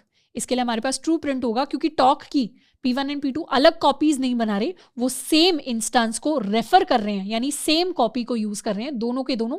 And in fact अगर हम 1000% भी बना लेते हैं तो वो सारे के सारे भी सेम कॉपी को, यानी सेम हमारे टॉक मेथड को यूज कर रहे होंगे, अलग से अपनी अपनी कॉपीज नहीं क्रिएट कर रहे होंगे। अब अभी तक हमने क्लासेस एंड ऑब्जेक्ट्स के कॉन्सेप्ट को पढ़ा है, पर जब भी हम ऊप्स की बात करते हैं, ऊप्स के अंदर कई और सारे कॉन्सेप्ट्स होते हैं जिसमें से एक काफ़ी इंपॉर्टेंट चीज़ है इनहेरिटेंस नाम से। इनहेरिटेंस का क्या मतलब होता है उसको समझने के लिए दो एग्जाम्पल्स लेते हैं। लेट्स सपोज हमारे पास एक हमारी क्लास है जिसका नाम है स्टूडेंट और एक दूसरी क्लास है जिसका नाम है टीचर। अब स्टूडेंट क्लास के बहुत सारी ऑब्जेक्ट्स बन सकती हैं, टीचर क्लास की भी बहुत सारी ऑब्जेक्ट्स बन सकती हैं क्योंकि बहुत सारे स्टूडेंट्स हो सकते हैं, बहुत सारी टीचर्स हो सकती हैं। अब दोनों क्लासेस को एक बार हम क्रिएट करते हैं। लेट्स सपोज हमारी पूरी फाइल अभी खाली है और हम एक क्लास क्रिएट करते हैं स्टूडेंट नाम से। अब स्टूडेंट क्लास के अंदर हमारे कंस्ट्रक्टर बनेगा। कंस्ट्रक्टर के अंदर कुछ कुछ चीज़ें आएंगी। स्टूडेंट के लिए उसका नाम आ सकता है, उसकी एज आ सकती है, उसके मार्क्स आ सकते हैं। इन सारी चीज़ों को हम इनिशियलाइज करेंगे। यहाँ पर लिख देते हैं this dot name is equal to name, this dot age is equal to age and this dot marks is equal to marks। इसके साथ में स्टूडेंट के पास अपना एक टॉक नाम का मेथड होगा, तो यहाँ पर स्टूडेंट के लिए टॉक लिख देते हैं और टॉक में console dot log high I am और फिर स्टूडेंट का नाम, तो दिस डॉट नेम। इस तरीके से हमारे पास एक स्टूडेंट क्लास आ गई। अब हम चाहें तो स्टूडेंट क्लास की बहुत सारे ऑब्जेक्ट्स को क्रिएट कर सकते हैं। Let student1 is equal to new student and student के अंदर हम स्टूडेंट का इंफॉर्मेशन पास कर देंगे, एज पास कर दी हमने, मार्क्स पास कर दिए एंड इस तरीके से अब स्टूडेंट के लिए अलग अलग प्रॉपर्टीज़ एंड अलग अलग फंक्शंस को एक्सेस कर पाना पॉसिबल होगा। रिफ्रेश करेंगे, student1 के लिए हम चाहें तो उसका नेम चेक कर सकते हैं या फिर इसके लिए हम किसी फंक्शन को कॉल लगा सकते हैं, तो हमारे पास कुछ रिटर्न होकर आ जाएगा या कुछ प्रिंट होकर आ जाएगा। तो ये तो हो गई हमारी स्टूडेंट क्लास। जैसे हमारी स्टूडेंट क्लास थी वैसे ही हम एक और क्लास बना सकते हैं टीचर नाम से। तो एक और क्लास बन जाएगी हमारी टीचर। टीचर के पास भी अपना नेम होगा, अपना एज होगा। अब टीचर के मार्क्स नहीं होते, पर टीचर के पास ये पता होता है कि उनका सब्जेक्ट क्या होने वाला है। तो this dot subject is equal to subject हम यहाँ पर लिख सकते हैं। अब टीचर के पास भी अपना एक टॉक फंक्शन होगा क्योंकि टीचर भी बात कर सकती है। तो ये एक हमारी अलग क्लास हो गई स्टूडेंट नाम से और ये हमारी टीचर नाम से क्लास हो गई। अब हम एक चीज़ नोटिस कर सकते हैं कि student class and teacher class के अंदर कुछ चीज़ें हैं जो कॉमन है, जैसे इनके अंदर नेम एंड एज कॉमन है एंड टॉक वाला फंक्शन कॉमन है, और टीचर के अंदर भी यही दोनों प्रॉपर्टीज एग्जिस्ट करती हैं और टॉक वाला फंक्शन कॉमन है। अब हमने ऑलरेडी पढ़ा है कि जो हमारा कोड है उसके अंदर चीज़ें बार बार रिपीट नहीं होनी चाहिए। तो इस तरीके के जो रेपिटेशन है उनको ऊप्स के अंदर हम कैसे हैंडल करते हैं, हम क्या करेंगे, जो भी चीज़ें दोनों क्लासेस के अंदर रिपीट हो रही हैं उनके लिए एक और नई क्लास क्रिएट कर देंगे। तो हम एक और नई क्लास बना सकते हैं, क्लास पर्सन, और पर्सन के अंदर जो कंस्ट्रक्टर होगा उसके अंदर नेम एंड एज आ जाएगा। तो यहाँ से पर्सन जो भी हमारा व्यक्ति होगा उसके लिए हम उसका नेम इनिशियलाइज कर देंगे, एज इनिशियलाइज कर देंगे, और साथ के साथ उसी पर्सन के अंदर हम एक टॉक नाम का फंक्शन जो है उसे क्रिएट कर देंगे। तो ये हमारी पर्सन क्लास हो गई। अब जो जो चीज़ें पर्सन क्लास और स्टूडेंट टीचर क्लास में कॉमन है उनको हम यहाँ से हटा सकते हैं। जैसे स्टूडेंट के अंदर अब हम ये नेम एंड एज हटा सकते हैं, ये टॉक फंक्शन हटा सकते हैं। सेम हम टीचर के अंदर नेम एंड एज हटा सकते हैं और टॉक हटा सकते हैं। अब इसको करने का बेसिक आइडिया ये है कि हमें इनहेरिटेंस परफॉर्म करना है। इनहेरिटेंस का मतलब होता है कि एक हमारे पास कोई पेरेंट क्लास होती है और उसे हम अपनी बेस क्लास भी कह देते हैं, और पेरेंट क्लास से हमारी कोई चाइल्ड क्लास है जो कुछ प्रॉपर्टीज इनहेरिट करती है। प्रॉपर्टीज इनहेरिट करने का मतलब है कुछ प्रॉपर्टीज हो गई या कुछ मेथड्स हो गए उनको ले लेना। जैसे हम अपने पेरेंट से कुछ प्रॉपर्टीज इनहेरिट करते हैं, कुछ आदतें इनहेरिट करते हैं, वैसे ही हमारी चाइल्ड क्लास हमारी पेरेंट क्लास की सारी प्रॉपर्टीज और सारे मेथड्स को इनहेरिट करेगी। मतलब जो प्रॉपर्टी या जो फंक्शन पेरेंट क्लास के अंदर लिखा हुआ है वो सारे के सारे फंक्शंस को हम चाइल्ड क्लास के अंदर यूज कर पाएंगे। अगर हमारी पेरेंट क्लास पर्सन बन जाती है और उसकी चाइल्ड क्लास स्टूडेंट बन जाती है, तो स्टूडेंट के अंदर हम अपना टॉक नाम का या नेम नाम का या एज नाम की प्रॉपर्टी एंड मेथड को यूज कर पाएंगे।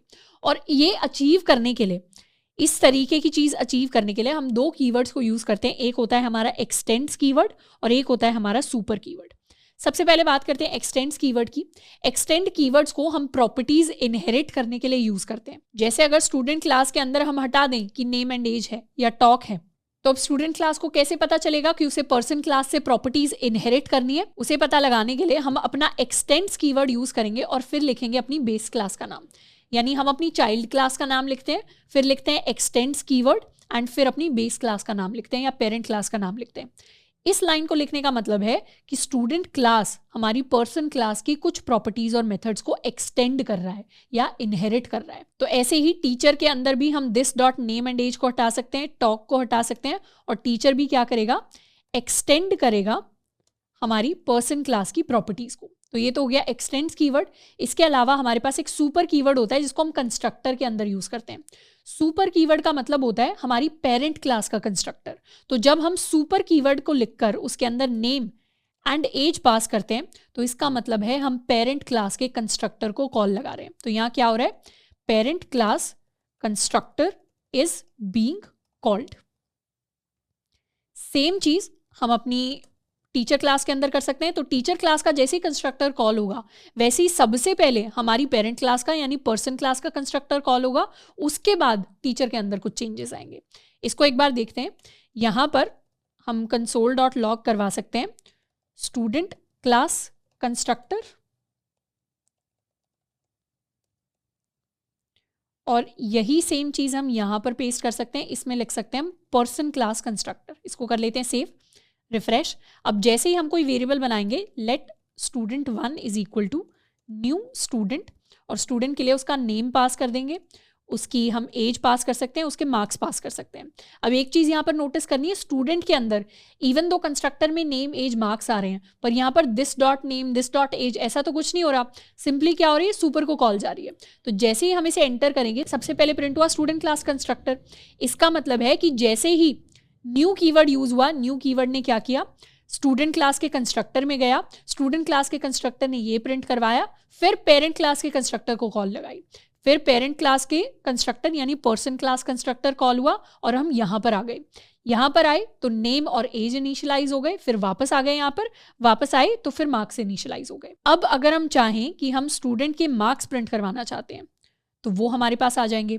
हम चाहते हैं कि हम स्टूडेंट के लिए उसका नेम प्रिंट करवाना चाहते हैं तो वो हमारे पास आ गया, और एज प्रिंट करवाना चाहते हैं वो भी आ गई। एंड अब अगर हम चाहते हैं स्टूडेंट के लिए हम टॉक करवाना चाहते हैं तो डायरेक्टली हम लिख सकते हैं student1.talk।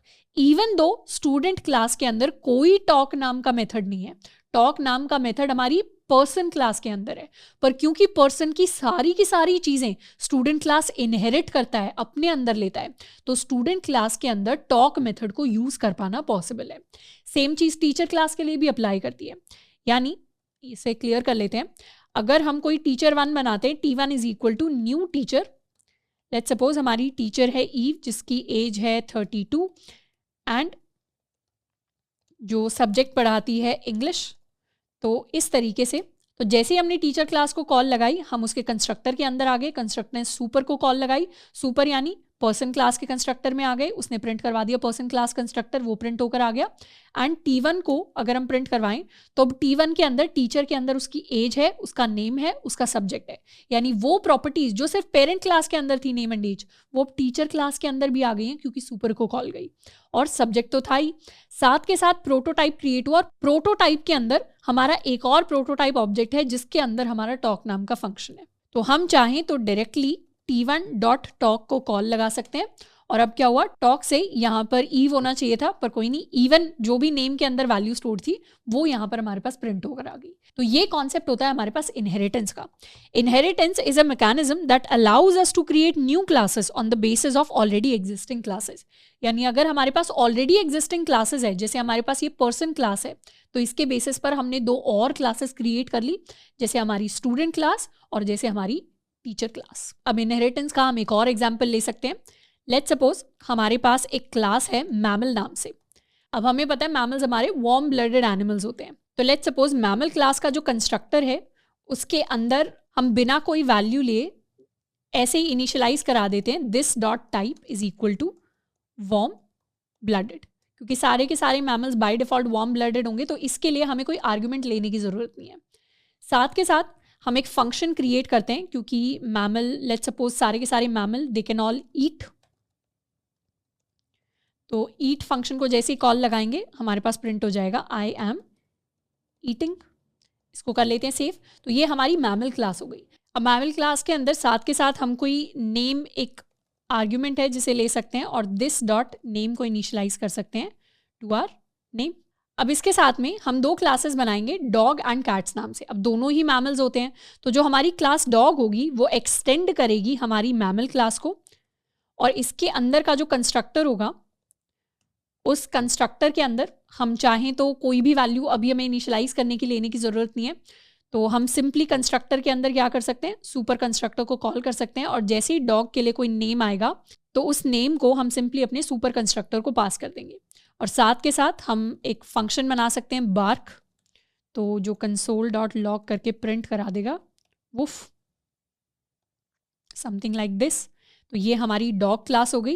एंड इसी सिमिलर फॉर्मेट में हम अपनी कैट क्लास बना सकते हैं, तो कैट भी एक्सटेंड करेगी मैमल को, कैट का भी नेम आएगा तो सुपर कंस्ट्रक्टर को पास हो जाएगा, और इसके लिए हम एक फंक्शन बनाएंगे म्याऊ, तो ये हमारे लिए प्रिंट करवाएगी इस तरीके से। तो 2 क्लासेस हमने बना दी। हमने शुरुआत में एक मैमल क्लास बनाई। ये मैमल क्लास क्या है, ये मैमल क्लास हमारी बेस क्लास है, या इसे हम पेरेंट क्लास भी कह सकते हैं। और ये जो डॉग क्लास है ये उसकी चाइल्ड क्लास है, एंड ये जो कैट क्लास है ये भी उसकी चाइल्ड क्लास है जो मैमल क्लास की प्रॉपर्टीज़ को इनहेरिट करती हैं। अब जब हम यहाँ पे रिफ्रेश कर लेते हैं, let's make our dog 1। Dog 1 के लिए हम एक न्यू डॉग क्रिएट करेंगे जिसमें हम डॉग का नाम, let's suppose we write Tuffy, enter किया तो अब डॉग 1 की वैल्यूज़ को प्रिंट करवाएंगे, तो इसके अंदर नेम भी है, टाइप भी है, एंड हमारे पास बार्क नाम का ये फंक्शन भी है जो सिर्फ डॉग के लिए है, ये कैट के लिए नहीं, सिर्फ डॉग के लिए है। और हमारे पास ईट नाम का फंक्शन भी है। तो डॉग 1 के लिए हम चाहें तो उसका नेम प्रिंट करवा सकते हैं, हम चाहें तो उसका टाइप प्रिंट करवा सकते हैं, हम चाहें तो उसके लिए ईट फंक्शन को कॉल कर सकते हैं, और हम चाहें तो इसके लिए उसके बार्क फंक्शन को कॉल कर सकते हैं।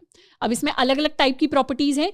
ये प्रॉपर्टीज़ और ये मेथड ऐसे हैं जो पेरेंट क्लास से आए हैं, और ये बार्क वाला मेथड ऐसा है जो डॉग के अंदर अपना इंटरनल है। बार्क वाला मेथड कैट के पास नहीं होगा, पर हाँ कैट के पास ईट वाला मेथड होगा, क्योंकि कैट ने वो एक्सटेंड किया है अपनी मैमल क्लास से।